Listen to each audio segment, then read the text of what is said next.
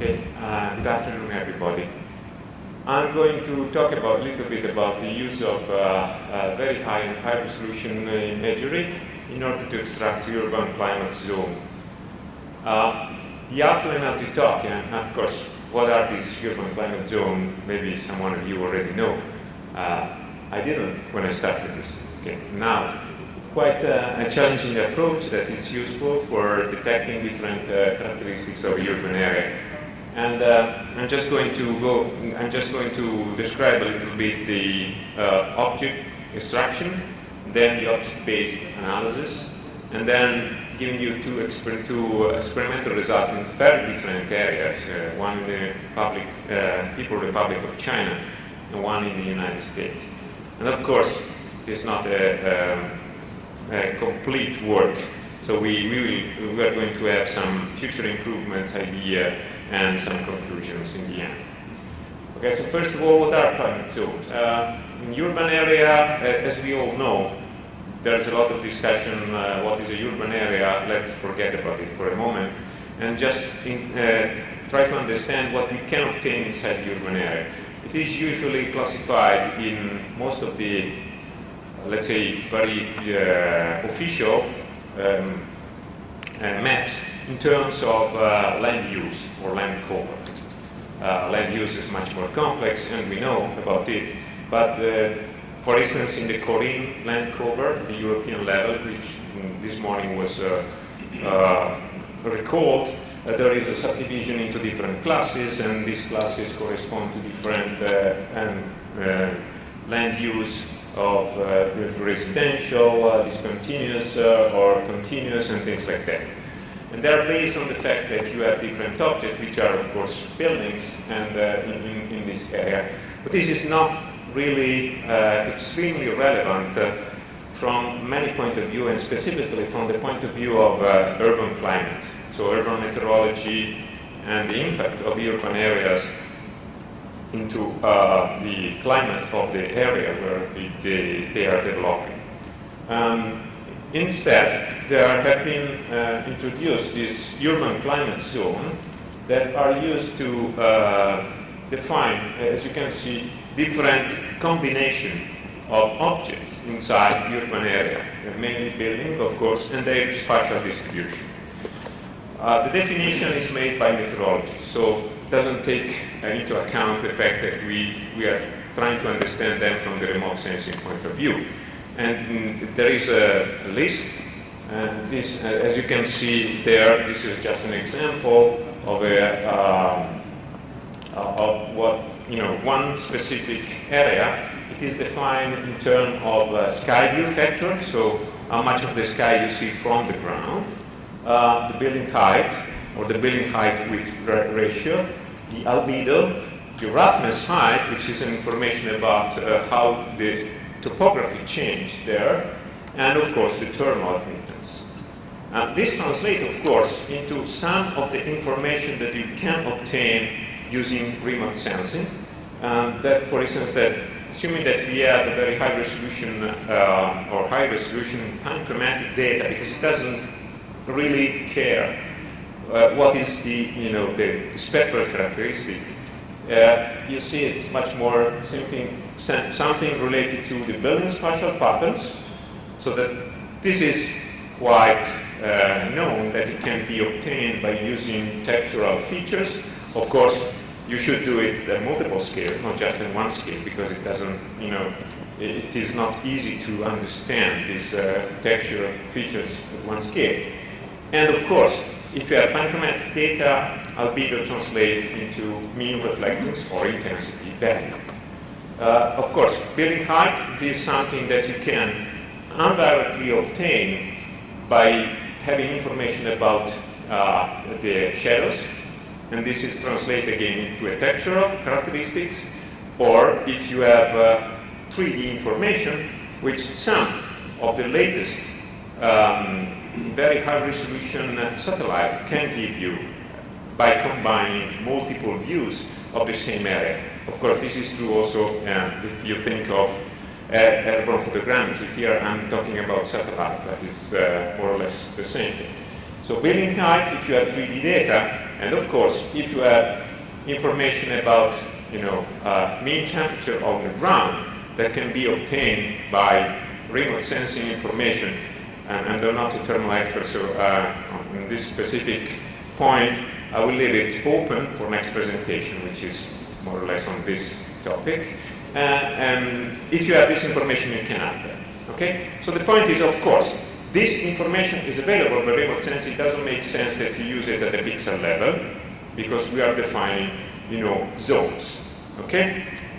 So that's reasonable that this is an application where you are oriented to use object.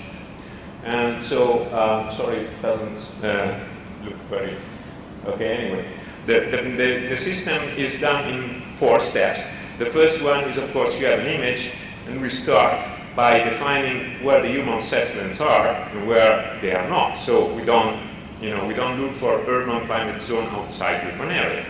Then inside this urban climate, the urban area, we segment the image into meaningful object, and I will try to understand or to show you what I mean by meaningful object. And then we evaluate some indexes based on textural analysis, and based on that, we found out a very simple way, which is a decision tree classifier, which is able to capture most of the information that and obtain a result which is not good, I should say promising. So it means that it's possible to do, even if it's not really working as well as we expected. Okay, so the key, as I told you, we need to do it at the object level. Okay, so the segmentation of urban area into blocks, it is of course something that can be done in many different ways. But here we are considering objects that are urban climate zones, that basically meaning that they are meaningful structure corresponding to different combination of buildings. And usually this is what in the urban sense we consider a block. A block in a urban area is, generally speaking, surrounded by some roads. So the idea is that we have an image of a urban area, we detect the urban network, we obtain objects that are, meaning segments of that image that correspond to closed loop at a given scale, of course, because we are not, looking for the small, very small elements. And then we consider this as basic element of our segmentation. In general, they could be an over-segmentation in terms of urban climate, because you might have different blocks, like in the center of New York City, where you have different blocks, but of course each of them is very similar to the other one, so it makes the same urban climate zone. And this is left to the last part. So we made an over-segmentation which is meaningful from the problem point of view, which is urban areas, and then we try to classify, and maybe the zone is bigger, and eventually will show up as something which is bigger than the single segment that we are getting. Okay? So, sorry. We are going to extract, we're going to extract some road candidates and then some road junction. We are using a methodology that we have been working a lot on, especially for SAR images. In this case, it is applied to optical image in order to extract the network and find out eventually the final segmentation, which is in the right side of the final graph here. Okay, just quickly, the road extraction is made by road detection. The road detection is composed by fusion of different elements. Then these roads are connected into a network by means of a Markov-Randolph field optimization, and then we have a network regularization by means of perceptual grouping.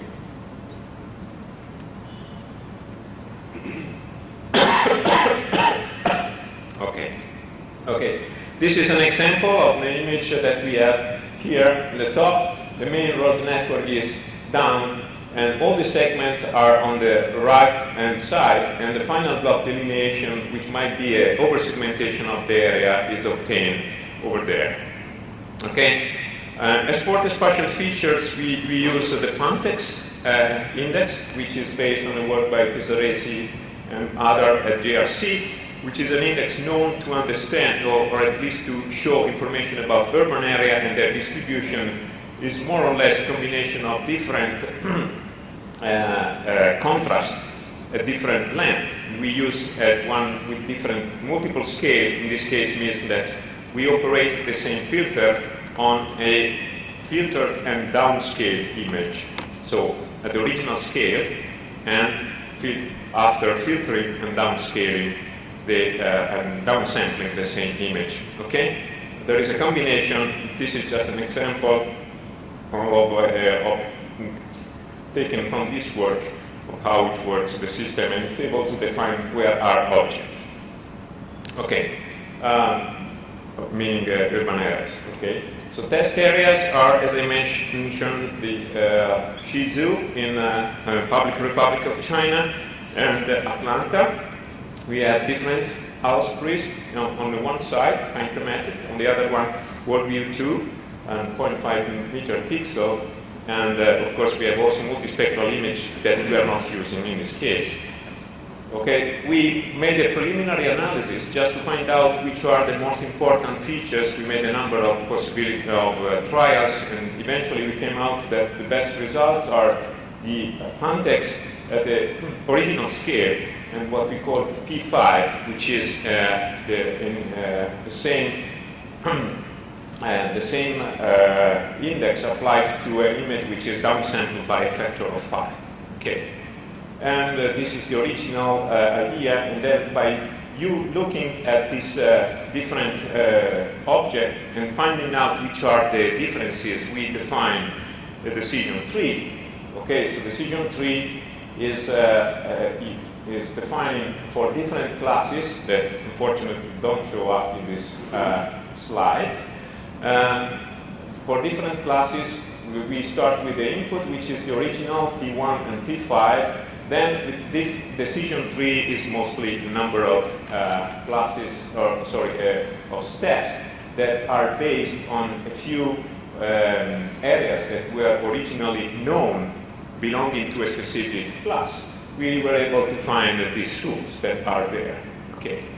Using the rules that were defined on a small area, we also classified everything in the same image, segmented, and then you find the final result compared with the on the right, on the left, compared with the ground truth on the right. And although it can give the same feeling, the numbers are not quite good. You know, we have only a 50% or more or less 51% accuracy at the block level, which goes to a 63% accuracy at the pixel level, which is not really a good result, except with the fact that what we are missing is the third dimension. And indeed, the single classes can be classified up to 80%, but then when you combine them, you have this result which is not very good due to the fact that some classes are very similar one to the other one. If we don't have, and in this case, with a 2.5 meter image, we don't have enough information coming from the shadows. Okay, the thing which is surprising in a way is that if you apply exactly the same methodology without making any change to the parameters, it works even using, it works reasonably well, let's say, even better in this case, but of course the reason there is that we are using less, we have less elements, is that it works also in a different image. Okay, meaning that the combination that we are considering are, at least in two different areas with very different characteristics, corresponding to what is the idea behind the definition of urban climate. And this is the case for Atlanta, where, as you see, the overall accuracy is more than 80%. Of course, in this case, there is a reduced number of classes and a smaller number of blocks. That possibly is the bias why we are getting to a different result. Okay, so I'm going to the conclusion, and my apologies for being a little bit late on the time. We have some preliminary results of this work that I didn't mention was made as a collaboration between my group in Pavia and the China University of Mining and Technology in Xuzhou, and also with Digital Globe as a provider of the WorldView 2 data that we had. And the preliminary results report that it's feasible to use very high-resolution optical data for urban climate zone discrimination, even if the results are not, at this point, satisfying. The proposed approach is based on spatial indexes, and we think that a straightforward extension of this approach might be, of course, the use of 3D information in the WorldView. In the Atlanta area, we have also the DSM provided by Digital Globe, and we were able to find that, of course, using this, you can solve the small problem that we had. So we are looking into the third dimension as a way to improve the situation, and this is more or less the situation of the work. Thank you for your attention.